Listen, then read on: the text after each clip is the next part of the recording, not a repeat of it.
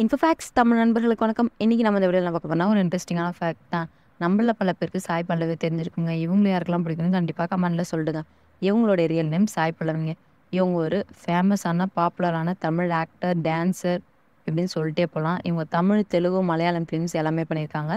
இவங்களுக்கு அதிகமாக பேர் வாங்கி கொடுத்தோன்னு பார்த்தீங்கன்னா 2015 வந்த பிரேமம் மூவியில் மலர் கேரக்டர் தாங்க.